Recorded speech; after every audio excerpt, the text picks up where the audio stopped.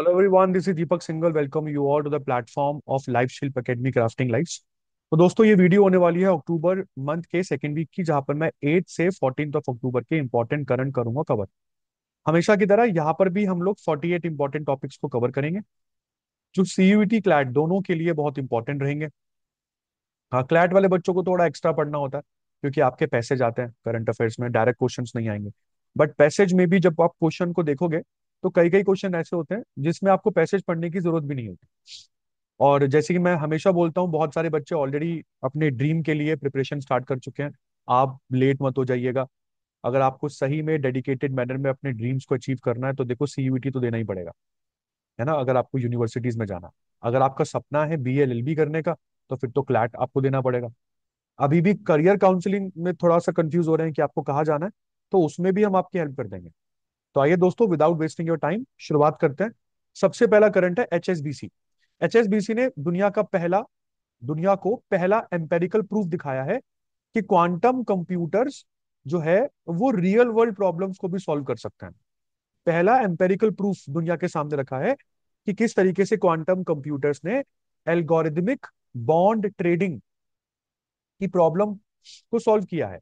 तो ये algorithmic bond trading से रिलेटेड रियल वर्ल्ड प्रॉब्लम है, जो एचएसबीसी ने डेमोन्स्ट्रेट किया है कि क्वांटम कंप्यूटर्स ने किस तरीके से हमारी हेल्प करी एल्गोरिदमिक बॉन्ड ट्रेडिंग में। इन्होंने बताया कि एल्गोरिदमिक बॉन्ड जो है वो एक गिवन प्राइस पर ट्रेड हो पाएगा या नहीं हो पाएगा। तो ट्रेड का मतलब है, आपको पता ही है कि स्टॉक मार्केट से रिलेटेड हो गया ये। तो एल्गोरिदमिक बॉन्ड्स क्या ट्रेड मार्केट में कोटेड प्राइस, जो मैं प्राइस जो मैंने कोट किया है, क्या उस कोटेड प्राइस पर वो बिकेंगे या नहीं बिकेंगे, ये उससे रिलेटेड एक तरीके से करंट है। तो ये बता सकता है कि क्वांटम कंप्यूटर्स किस तरीके से आज की डेट में रियल वर्ल्ड प्रॉब्लम्स को सॉल्व करने के लिए तैयार हो रहे हैं। इसके बाद 68 कॉमनवेल्थ पार्लियामेंट्री कॉन्फ्रेंस 2025 बारबाडोस में हुआ, और इंडियन डेलीगेशन को बारबाडोस लेकर गए लोकसभा के स्पीकर श्री ओम बिरला। इस बार के कॉमनवेल्थ पार्लियामेंट्री एसोसिएशन का थीम रहा the Commonwealth a global partner. फिर तेलंगाना तेलंगाना का बाथू कम्मा फेस्टिवल जो है, इसने दो Guinness book of world record बनाए। सबसे पहला रिकॉर्ड तो उसने बनाया लार्जेस्ट फ्लोरल अरेंजमेंट का, सबसे ज्यादा फूल यहाँ पर यूज किए गए हैं, और दूसरा सबसे ज्यादा सिंक्रोनाइज मैनर में फीमेल डांस पार्टिसिपेंट्स जो है वो यहाँ पर पार्टिसिपेट कर रही है, डांस कर रही है। तो लार्जेस्ट फीमेल सिंक्रोनाइज डांस, एक तो रिकॉर्ड उसका बना, और दूसरा किसका बना, लार्जेस्ट फ्लावर्स अरेंजमेंट। तो फ्लावर्स का सबसे बड़ा अरेंजमेंट यहाँ पर बाथुकम्मा फेस्टिवल में आपको देखने को मिला। अच्छा, बाथुकम्मा फेस्टिवल नवरात्रि के महीने में ही जो है साउथ इंडिया में सेलिब्रेट किया जाता है, और बाथुकम्मा को सेलिब्रेट किया जाता है victory of good over evil, मतलब बुराई पर अच्छाई की जीत को यहाँ पर जनरली सेलिब्रेट किया जाता है। इसके बाद इंडिया का पहला डुगोंग कंजर्वेशन रिजर्व कहाँ पर है, तो इंडिया का पहला डुगोंग कंजर्वेशन रिजर्व तमिलनाडु के पाक बे में है, और इसको रिकॉग्नाइज कर लिया गया है आईयूसीएन के द्वारा, international union for conservation of nature. IUCN बहुत इंपॉर्टेंट बॉडी है भाई, दुनिया की सबसे पुरानी इंटरनेशनल एनवायरमेंटल बॉडी है आईयूसीएन। और आईयूसीएन ही बताती है कि कौन सी स्पीशीज एंडेंजर्ड है, कौन सी स्पीशीज वनरेबल है, कौन सी स्पीशीज क्रिटिकली एंडेंजर्ड है, और कौन सी स्पीशीज जो है वो एक्सटिंक्ट मतलब लुप्त हो चुकी है। इंडिया में ऑलरेडी जो वाइल्ड लाइफ है उसके लिए 1972 में वाइल्ड लाइफ प्रोटेक्शन एक्ट पास किया गया था। फिर बात करते हैं वेटरन जर्नलिस्ट हरिंदर बजेवा की। हरिंदर बजेवा जी ने यहाँ पर अपना एक बुक लिखा है, they will shoot you madam. तो इन्होंने बताया है कि जब ये जर्नलिस्ट थी, मतलब जब ये जर्नलिज्म में थी, जब इन्होंने फुटेज शूट करी, रिपोर्टिंग करी इन्होंने 1984 के ऑपरेशन ब्लू स्टार में, 26/11 मुंबई अटैक्स में ये थी जो 2008 में हुए थे। तो मैडम ने बताया, अपनी यादों को साझा किया कि किस तरीके से जर्नलिस्ट के लिए, मतलब जर्नलिज्म जितना सेफ आपको लगता है कभी कभी उतना होता नहीं है जब ऐसे इवेंट्स होते हैं।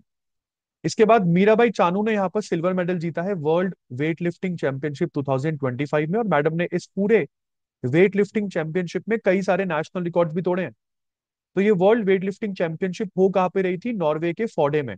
नॉर्वे में एक शहर है फोडे, वहां पर ये चल रही थी, और इन्होंने कुछ नए इंडियन नेशनल रिकॉर्ड्स भी यहाँ पर सेटअप करे हैं। देखकर अच्छा लगा कि मैडम इंटरनेशनल फॉर्म में वापस आ गई हैं।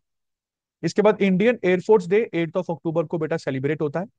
नेक्स्ट, इंडिया गोल्ड एक्सचेंज में गोल्ड एक्सचेंज ट्रेडेड फंड्स में, गोल्ड एक्सचेंज ट्रेडेड फंड्स में, जिसको आप लोग यहाँ पर गोल्ड ईटीएफ कहते हैं, उसमें सातवां सबसे बड़ा इन्वेस्टर बना। अगर मैं टोटल इन्वेस्टमेंट इंडिया के गोल्ड ईटीएफ में बताऊं तो वो $8.9 बिलियन की। एक अलग से वीडियो बनाऊंगा मैं ईटीएफ क्या होते हैं। अभी आप ये समझ के चल लीजिए कि गोल्ड एक्सचेंज ट्रेडेड फंड्स में we are the seventh largest investor. और हम लोगों ने दुनिया के दिग्गज देशों को भी पीछे छोड़ दिया है इसमें, जैसे कनाडा के इक्वल आके खड़े हो गए हैं। जापान, ऑस्ट्रेलिया, इटली, हांगकांग को सरपास कर चुके हैं हम लोग। हालांकि गोल्ड ईटीएफ में सबसे ज्यादा इन्वेस्टमेंट यूएस का है, $231.5 बिलियन का। सेकेंड लार्जेस्ट है यूके का, थर्ड लार्जेस्ट है स्विट्जरलैंड का, बट हम भी सेवेंथ पर खड़े हैं भाई। इसके बाद गोवा ने लॉन्च कर दिया है, गोवा ने यहाँ पर लॉन्च किया है माझे घर स्कीम। माझे घर स्कीम में गोवा करने क्या वाला है, गोवा जो है वो लीगलाइज करने वाला है घरों को, ऐसे घर जो गवर्नमेंट प्रॉपर्टी पर इलीगली बनाए गए हैं। बिल्कुल सही सुन रहे हैं आप लोग। अगर आपने गवर्नमेंट या कम्युनिटी लैंड पर कोई घर बनाया है, तो माझे घर स्कीम के अंडर गोवा की गवर्नमेंट आपको आपके घर का ओनरशिप राइट जो है वो देने वाली है। आपके घर को लीगलाइज कर दिया जाएगा। तो बढ़िया है, अच्छा हो जाएगा। इसके लिए कई सारे एक्ट का यूज किया जाएगा, जैसे Goa land revenue code, Goa regularisation of unauthorise construction act, forest rights act. इसके बाद फ्रेंड्स यूनियन कैबिनेट ने अप्रूव कर दिया है कि वंदे मातरम को 150 साल पूरे हो गए हैं, और वंदे मातरम की 150 साल की एनिवर्सरी को पूरे भारत में सेलिब्रेट किया जाना चाहिए। अच्छा, वंदे मातरम जो है ये हमारा नेशनल सॉन्ग है ना? ये हमारा नेशनल एंथम नहीं है, नेशनल सॉन्ग है ये, जिसको बंकिम चंद्र चैटर्जी ने संस्कृत भाषा में कंपोज किया था, और इसको पहली बार आनंद मठ नाम के नॉवल में 1882 में पब्लिश किया गया था। वंदे मातरम को पॉपुलैरिटी मिलती है जब रविंद्रनाथ टैगोर ने इसको एक तरीके से बहुत फेमस कर दिया। इतना फेमस कर दिया कि 1896 के इंडियन नेशनल कांग्रेस में इसको पहली बार गाया जाता। इसके बाद आगे बढ़ते हैं। पोलैंड ने यहाँ पर नेटो का पाइपलाइन सिस्टम जो है वो अभी रिसेंटली ज्वाइन किया है। नेटो का पाइपलाइन सिस्टम जो है ये कोल्ड वॉर के टाइम पीरियड में सेटअप किया गया था, ताकि जो सोवियत फोर्सेस हैं वो नेटो कंट्रीज के बीच के फ्यूल सप्लाई को डिस्टर्ब ना कर सके। तो नेटो फोर्सेस के लिए फ्यूल सप्लाई निरंतर होता रहे। तो कोल्ड वॉर में 10,000 किलोमीटर का एक तरीके से पाइपलाइन सिस्टम जो है वो सेटअप किया गया था 12 नेटो कंट्रीज के बीच में। तो अब इस नेटो पाइपलाइन सिस्टम में रिसेंटली पोलैंड भी मेंबर बन गया है। फिर प्रेसिडेंट द्रौपदी मुर्मू ने बेटा यहाँ पर my my Bharat national service scheme awards 2022-23 दिए, 2025 में दिए, 3 साल पुराने अवार्ड्स।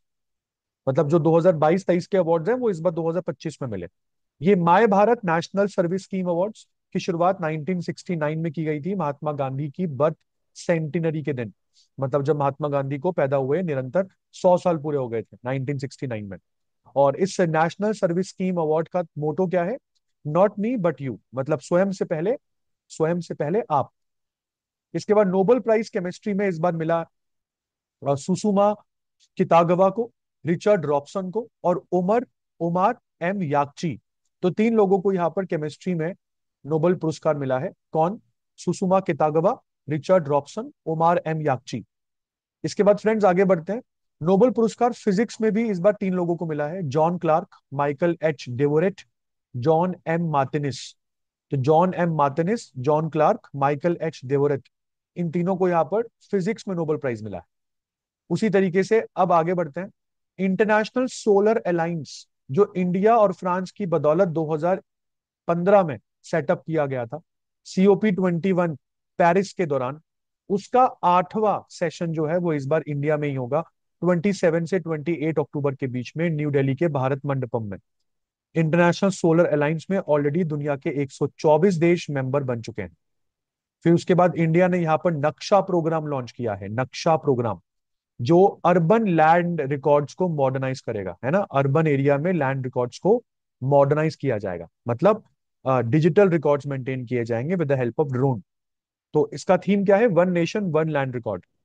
तो एक ड्रोन की मदद से एक्यूरेट मैपिंग की जाएगी, क्लियर ओनरशिप ऑथेंटिकेशन यहाँ पर किया जाएगा, और पब्लिक को वो एक्सेसिबल हो, उसको इजी बनाया जाएगा, ताकि आपको बार बार ना दफ्तर जाकर अगर आपको आपकी प्रॉपर्टी का मैप ही चाहिए तो आपको बार बार जाकर गवर्नमेंट ऑफिस में जाकर परेशान ना होना पड़े। फिर वो आपको डेट देंगे कि भैया इस दिन आना, अभी आपका लैंड रिकॉर्ड ढूंढ रहे हैं, मिला नहीं है। ऐसी कई सारी समस्या होती है ना, तो लैंड रिकॉर्ड्स को मॉडर्नाइज कर मतलब यहाँ पर किया जाएगा। बढ़िया है। इसके बाद लैजलो लैजलो क्राज नौहर का है, लैजलो क्राज नौहर का है, इनको मिला है नोबेल प्राइज इन लिटरेचर। तो लिटरेचर का नोबेल प्राइज लाज्लो क्राज नौहर काय को मिला है, जो वैसे अपने एक हंगेरियन नोवेलिस्ट हैं, मतलब हंगरी में रहने वाले हैं, और अपनी डेंस पोइटिक और अपना जो डेंस पोइटिक और प्रोज के लिए जाने जाते हैं। इसके बाद रिजर्व बैंक ऑफ इंडिया ने श्री संजय कुमार हसंदा को न्यू एग्जीक्यूटिव डायरेक्टर के रूप में अपॉइंट किया है। ये 3 मार्च 2025 से अपनी कुर्सी संभालेंगे। हसंदा जी जो हैं ये आरबीआई को ज्वाइन करते हैं 6 अक्टूबर के दिन, और इससे पहले ये आईएमएफ में एग्जीक्यूटिव डायरेक्टर भी रह चुके हैं। इसके बाद ग्रुप कैप्टन सुभांशु शुक्ला को यहाँ पर भारत बिल्डाथॉन का एम्बेसडर, ब्रांड एम्बेसडर बना दिया गया है। भारत बिल्डाथॉन इंडिया का सबसे बड़ा स्कूल में ऑर्गेनाइज किया जाने वाला एक हैकाथॉन है, जिसको NITI Aayog, Atal innovation mission, ministry of education मिलकर ऑर्गेनाइज कर रहे हैं। हैकाथॉन का मतलब क्या है, बच्चों को यहाँ पर प्रॉब्लम्स दिए जाते हैं और फिर बच्चे उसका इनोवेटिव सोल्यूशन बताते हैं। तो बच्चों की प्रॉब्लम सॉल्विंग स्किल्स को यहाँ पर देखा जाता है। इसके बाद बेटा डिफेंस मिनिस्टर राजनाथ सिंह ने यहाँ पर पाकिस्तान को वार्निंग दी है। और क्यों दी है? क्योंकि सर क्रीक एक रीजन है, वैसे तो उसको सर क्रीक भी क्यों बोलते हैं, एंशियंट नाम सर क्रीक का बाण गंगा है, तो मेरे हिसाब से तो इस रीजन को बाण गंगा कहना चाहिए। तो सर क्रीक गुजरात के ऊपर एक छोटा सा क्रैक है जो इंडिया और पाकिस्तान के बीच में है। तो अभी पाकिस्तानी फोर्सेस ने सर क्रीक के उस तरफ, मतलब अपनी साइड, इन्होंने आर्मी कंस्ट्रक्शन जो है, जो इंफ्रास्ट्रक्चर है वो डेवलप करना शुरू कर दिया है। तो पाकिस्तान की नीयत साफ नहीं लग रही है, राजनाथ सिंह ने यहाँ पर बोला। और राजनाथ सिंह ने यहाँ पर पाकिस्तान को याद दिलाते हुए कहा कि मतलब बिल्कुल मत भूलिए कि सर क्रीक से एक रास्ता जो है ये कराची से होकर, मतलब वो एक रास्ता सर क्रीक का कराची को जाता है। तो यहाँ पर सर क्रीक एक 96 किलोमीटर लॉन्ग वाटर का स्ट्रिप है जो गुजरात के रण ऑफ कच्छ में है। हिस्टोरिकली सर क्रीक को बाणगंगा कहा जाता था, और इसको ब्रिटिश टाइम पीरियड में ही सर क्रीक नाम दे दिया गया। मेरे हिसाब से इसका नाम दोबारा से बाणगंगा कर देना चाहिए। इसके बाद अनुसाधन नेशनल रिसर्च फाउंडेशन ने यहाँ पर एक एआई पावर टूल बनाया है जिसका नाम है सरल। किसने? अनुसाधन नेशनल रिसर्च फाउंडेशन। सरल जो है वो साइंटिफिक रिसर्च जो भी हो रही है ना, उसको, उसका एक्सेस बहुत सिंप्लीफाई कर देगा। अभी हमें पता ही नहीं लगता है कि भाई साइंटिफिक रिसर्च जो हो रही है उससे रिलेटेड आर्टिकल्स कहाँ मिलेंगे, कौन कौन सी फील्ड में नई नई रिसर्च हुई है। तो साइंटिफिक रिसर्च बहुत ही सिंप्लीफाइड हो जाएंगी और एक्सेस बहुत एनहेंस हो जाएगा इस एआई टूल की मदद से। प्लस जितने भी कॉम्प्लेक्स रिसर्च पेपर्स हैं ये उसकी समरी भी आप लोगों को बना के दे देगा। है ना, होता है ना कभी कभार रिसर्च पेपर आ गया है, मैंने पढ़ लिया बट मुझे समझ ही नहीं आया कि साला रिसर्च हुई किस चीज के लिए है। तो ये एआई टूल जितने भी कॉम्प्लेक्स रिसर्च पेपर्स हैं ये उनकी सिंप्लीफाइड समरी भी बनाकर देगा। इस टूल को आईआईटी मद्रास हैदराबाद के द्वारा जो है वो डेवलप किया गया है। इसके बाद 10 अक्टूबर को वर्ल्ड एग डे सेलिब्रेट होता है, और इस बार इसकी थीम रखी गई the mighty egg packed with natural nutrition. तो जिमर्स को तो पता ही होता है कि एग जो है वो एक नेचुरल सोर्स है प्रोटीन का। 10 अक्टूबर को ही वर्ल्ड मेंटल हेल्थ डे भी सेलिब्रेट होता है। इस बार थीम रखा गया है इसका access to services, mental health in catastrophes and emergencies. इसके बाद रिजर्व बैंक ऑफ इंडिया ने बेटा इंटीग्रेटेड ओम्बड्समैन स्कीम का स्कोप थोड़ा सा बढ़ा दिया है। आपको बता दूं, रिजर्व बैंक ऑफ इंडिया ने section 35A banking regulation act 1949 का यूज करते हुए ये बोला है कि अब स्टेट कोऑपरेटिव बैंक्स और सेंट्रल कोऑपरेटिव बैंक्स भी ओम्बड्समैन स्कीम के अंडर आएंगे। मतलब सर, बेटा अगर कोई भी बैंक से आपको इशू है, जैसे अभी रिसेंटली मतलब मेरा एक इशू हुआ था बैंक के साथ, बैंक ने मेरा कुछ इंटरेस्ट पेमेंट जो है वो रोक लिया था, पेनल्टी लगा दी थी मेरे ऊपर फालतू की, और इंटरेस्ट मुझे नहीं दिया मेरा। तो I wrote a complaint to the bank कि सर आपने इंटरेस्ट क्यों नहीं दिया, काइंडली स्पेसिफाई। और बैंक ने रिप्लाई दिया कि सर इस तरीके से आपने ये किया था, तो जो कि गलत था मेरे लिए। तो मैंने अपना इशू फ्लैग ऑफ किया बट बैंक ने मेरी नहीं सुनी। तो मैंने वो रिटर्न कंप्लेंट जो है वो आरबीआई के ओम्बड्समैन पोर्टल पर फिर दोबारा से लॉन्च करी। याद रखिएगा, आप डायरेक्टली आरबीआई के ओम्बड्समैन पोर्टल में नहीं जा सकते हैं, पहले तो आपको रिटर्न कंप्लेंट बैंक को फाइल करनी पड़ेगी। फिर मैं गया आरबीआई के ओम्बड्समैन पोर्टल में, और वहां पर मैंने बोला कि सर इस तरीके से बैंक ने मेरा गलत तरीके से इंटरेस्ट जो है वो काट लिया है। तो यहाँ पर ऑफ कोर्स आरबीआई ने मेरी कंप्लेंट अपने पोर्टल से बैंक को फॉरवर्ड करी, एंड विद इन 15 डेज मेरा पैसा मुझे वापस मिल गया। तो आज की डेट में आपका अवेयर होना कितना जरूरी है, ये एक चीज दर्शाता है। तो अब जितने भी कोऑपरेटिव बैंक्स होंगे ना, स्टेट और सेंट्रल, वो भी ओम्बड्समैन स्कीम के अंडर आएंगे। तो अगर आपका अकाउंट किसी कोऑपरेटिव बैंक में चल रहा है, तो अपने कोऑपरेटिव बैंक के अगेंस्ट भी आप आरबीआई में जा सकते हैं।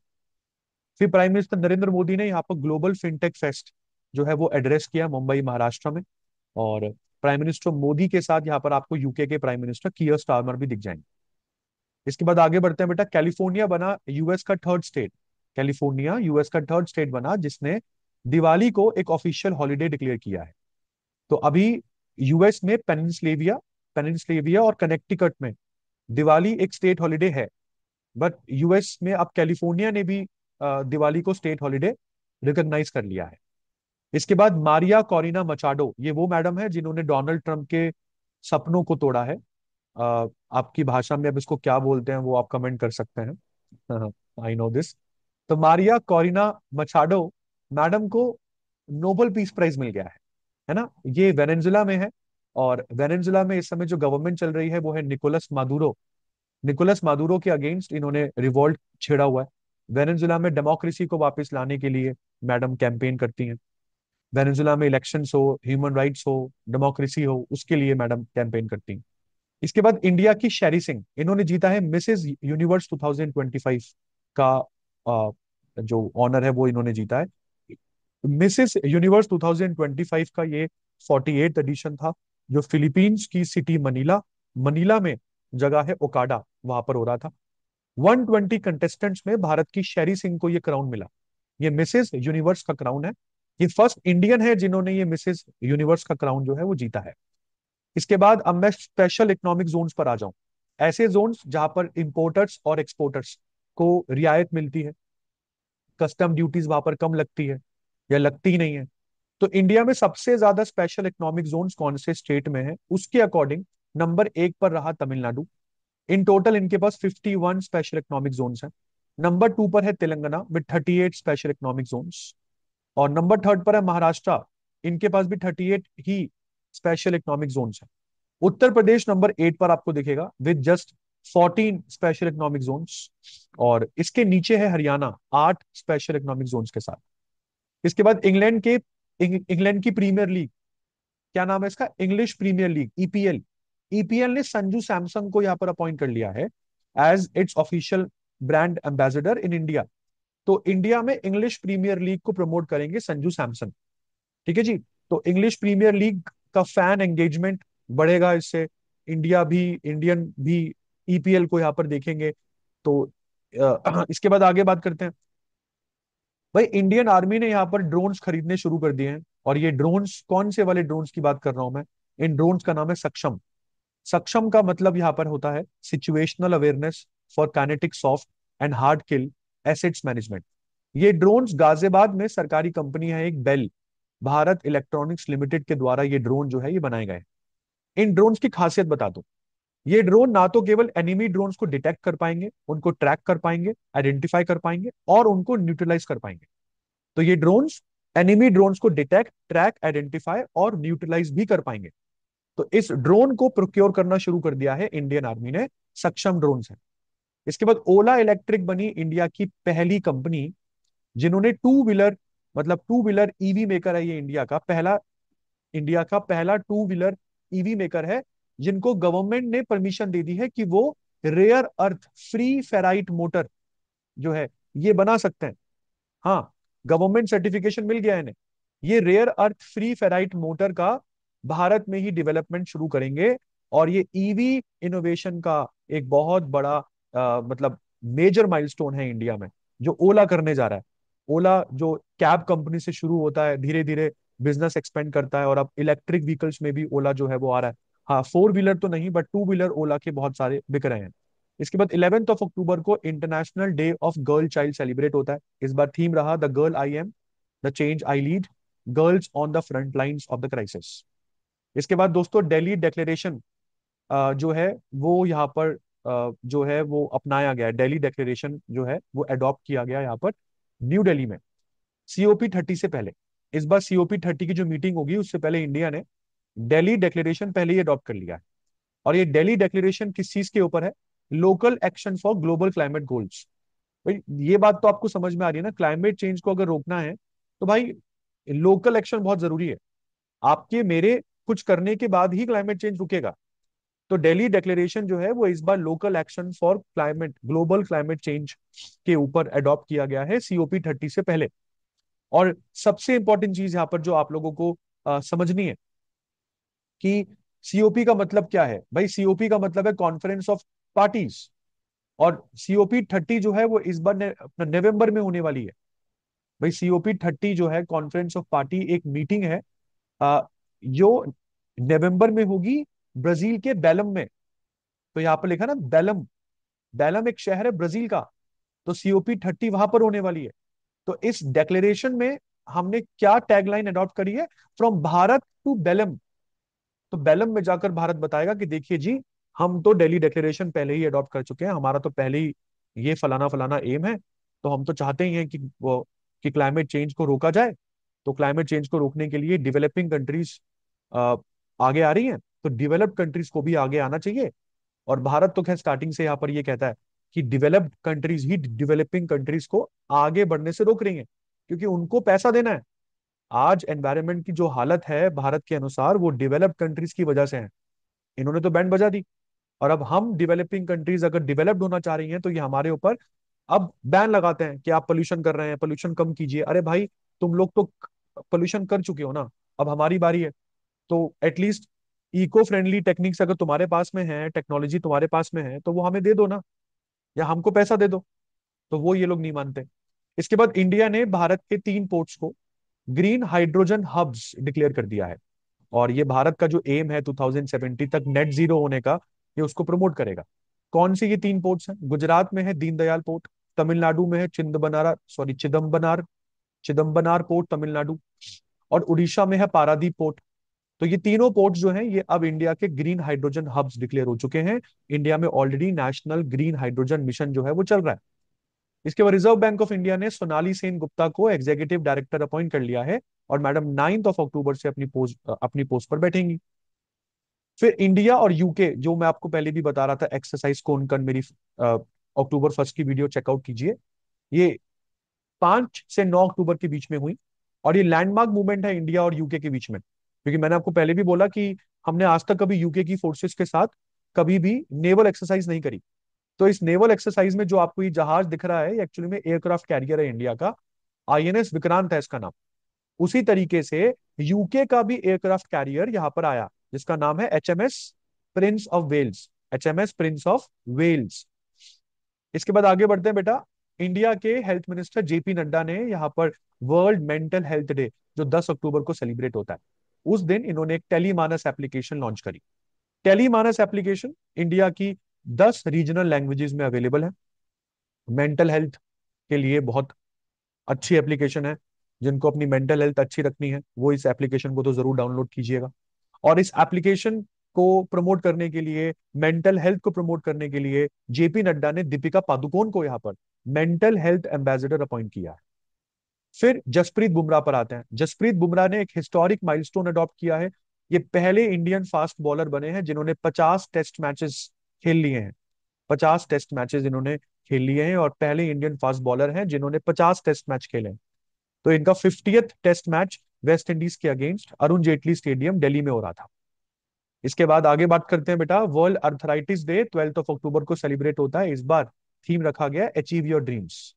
Next, world international day for disaster risk reduction. International day for disaster risk reduction 13 अक्टूबर को सेलिब्रेट हुआ with the theme fund resilience not disasters. और उसी तरीके से अब मैं आ रहा हूं सिद्धि ट्राइब पर। सिद्धि ट्राइब इंडिया की पहली ट्राइब है जिन्होंने 72% लिटरेसी अडॉप्ट कर ली है, मतलब अचीव कर ली है। भाई ट्राइब है ये, 72% लिटरेसी इन्होंने अचीव कर ली है। और प्रेसिडेंट मुर्मू ने इनकी बड़ी तारीफ करी है। सिद्धि एक्चुअली में एक अफ्रीकन ट्राइब है। अफ्रीका के ईस्टर्न पार्ट में रहने वाले बांटू लोग जो हैं, बांटू समुदाय के लोग, तो ये वो इनके प्रीडेसर्स माने जाते हैं। तो ये बांटू लोगों के सक्सेसर्स हैं, डिसेंडेंट्स हैं, जो इंडिया में रहते हैं। और ये जो लोग हैं, ये जो ट्राइब है, इनको ऑलरेडी एसटी कम्युनिटी जो है वो इनको टैग मिला हुआ है एसटी का। कोंकणी, उर्दू, मराठी, तीन भाषाएं ये ट्राइब जो है ये बोलती हैं।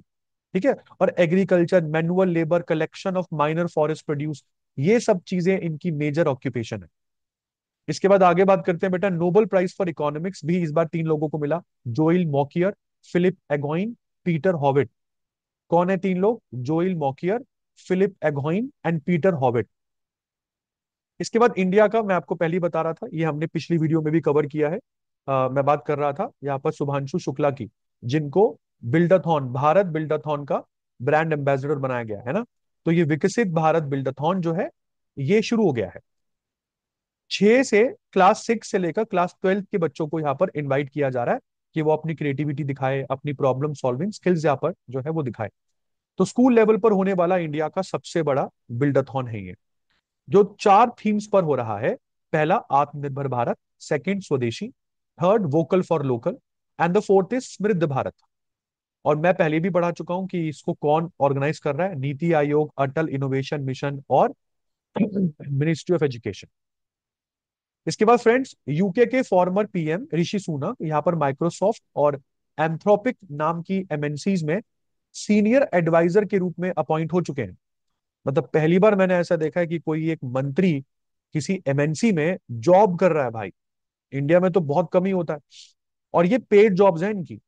तो इन्होंने हालांकि बोला है कि ये दोनों रोल की मुझे सैलरी मिलेगी, और जो भी सैलरी मुझे इन दोनों रोल्स में से मिलने वाली है वो 100% मैं डोनेट कर दूंगा एक प्रोजेक्ट को, जिसका नाम है द रिचमॉन्ड प्रोजेक्ट। और ये रिचमॉन्ड प्रोजेक्ट जो है ये यूके बेस्ड चैरिटी प्रोजेक्ट है, जो इनकी वाइफ अक्षता मूर्ति चलाती हैं। इसके बाद आगे बढ़ते हैं जी। नेक्स्ट करंट है, इंडियन नेवी ने यहाँ पर त्रिनेत्र इनॉग्रेट कर दिया है। त्रिनेत्र क्या है? हमारा स्टैटिक फायरिंग फैसिलिटी है। मतलब एक नेवल वेपन कह सकता हूं मैं इसको त्रिनेत्र, एक स्टैटिक फायरिंग फैसिलिटी जो है वो सेटअप हो गई है आंध्र प्रदेश में, विशाखापत्तनम के पास। और जो ये फैसिलिटी है ये इंडिजिनसली डिजाइन और डेवलप की गई, ताकि हम फॉरेन ओईएम्स पर कम से कम डिपेंडेंट हो। मतलब एक तरीके से ऑपरेशनल जो सेंटर्स हैं हम लोगों के, उस पर जो फॉरेन ऑपरेशनल सेंटर्स हैं उस पर हम लोग कम से कम यहाँ पर डिपेंडेंट हो। और सबसे इंपॉर्टेंट चीज यहाँ पर क्या है कि आत्मनिर्भर भारत की तरफ तो हम लोग जा ही रहे हैं। तो ओईएम का मतलब है ओरिजिनल इक्विपमेंट मैन्युफैक्चरर्स। तो हम लोग अपनी फॉरेन डिपेंडेंसी को कम करना चाह रहे हैं यहाँ पर। नेक्स्ट, एक बुक है Mahatma Gandhi and the environment. इस बुक को लिखा है कोशो ने, टीएन कोशो। तो टीएन कोशो इसके राइटर है। इस बुक में लिखा गया है कि महात्मा गांधी के क्या विचार थे एनवायरनमेंट से रिलेटेड। इसके बाद आज का आखिरी करंट, वर्ल्ड स्टैंडर्ड्स डे 14 अक्टूबर को सेलिब्रेट होता है with the theme a shared vision for a better world, standards for sustainable development goals. और इसी के साथ ये है वीडियो का अंत। आई होप आपको मजा आया होगा। डेडिकेटेड मैनर में, जैसे कि मैंने बोला, 48 करंट मैंने इस पूरी वीक के उठाए हैं, जो मुझे लगता है एग्जाम पॉइंट ऑफ व्यू से काफी इंपॉर्टेंट है। इसी के साथ this is Deepak single signing off. मिलते हैं नेक्स्ट वीडियो में, तब तक के लिए धन्यवाद। Thank you so very much.